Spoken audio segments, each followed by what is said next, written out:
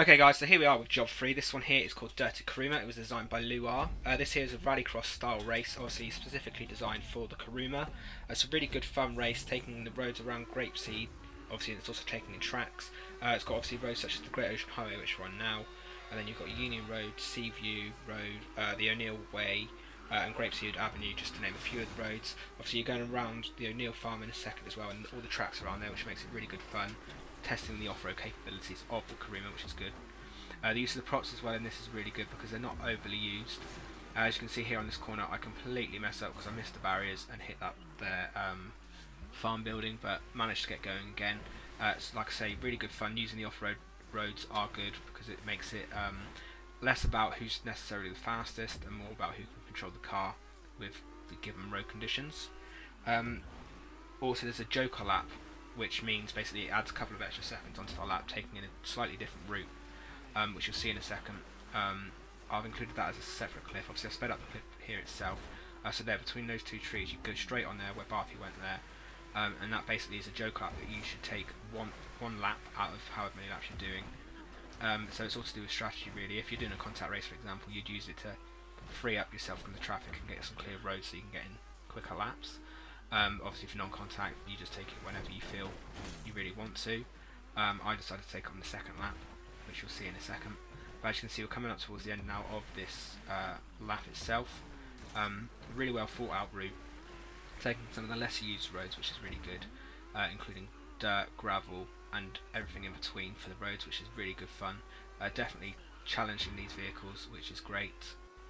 And as you're going to be able to see in a second, I'm going to be coming onto a pit called the Joker Laps. They are, as I said, this between the two trees, you go straight on the road, and then you follow it around to the left, obviously using the barriers to guide you where you need to go. This basically just extends the lap, and it's actually a really good idea. I've added it into a couple of my tracks since using it. See what Lewis is. It can, as you see, James managed to catch me then after I overtook him when he took his, and it basically just throws up all different odds of where you could end up, depending on when people have taken it and if they have or haven't. But overall, like I said, this race is great fun, really well thought out. I had some really good races with Nathan, obviously with James and that at the beginning as well, so I crashed into a ditch. But yeah, it's a fantastic race. Like I say, taking some of the lesser used roads, which is really good, nice to see, because mostly people's races tend to be on full tarmac roads, or you've got proper just off-road racing, or occasionally at the airports. But anyway guys, I'm going to be going on to the next job now. Right guys, so the final job for this week is called Stop Bugging Me. This here is done by Barthy86. It's an off-road race designed for the dune buggies.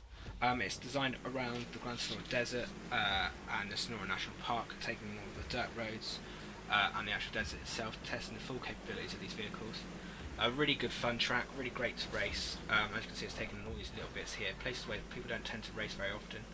But overall, really good fun. I'm not very good at driving these buggies, as you can see by my terrible performance here, but it's a point-to-point race. Like I said, it was really good fun. Playing with a group of friends is always brilliant.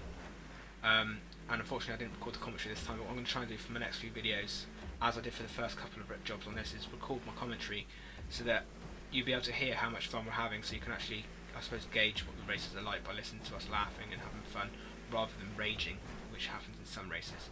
But overall, this is a really good race, like I say, taking in the areas and tracks that people don't tend to use very often, looking at the desert, which is one of the best looking parts of the map for GTA.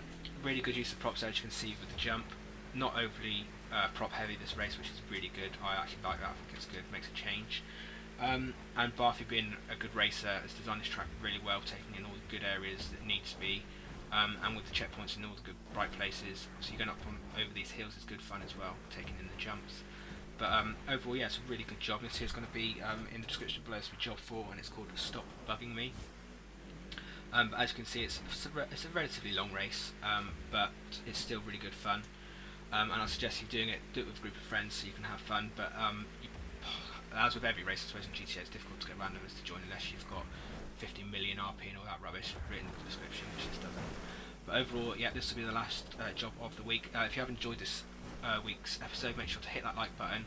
Leave a comment below, let me know what you think of each job, which job you think looks the best, and make sure you come back next week for episode 4. But anyway guys, thanks a lot for watching. I'll catch you again soon. Bye bye!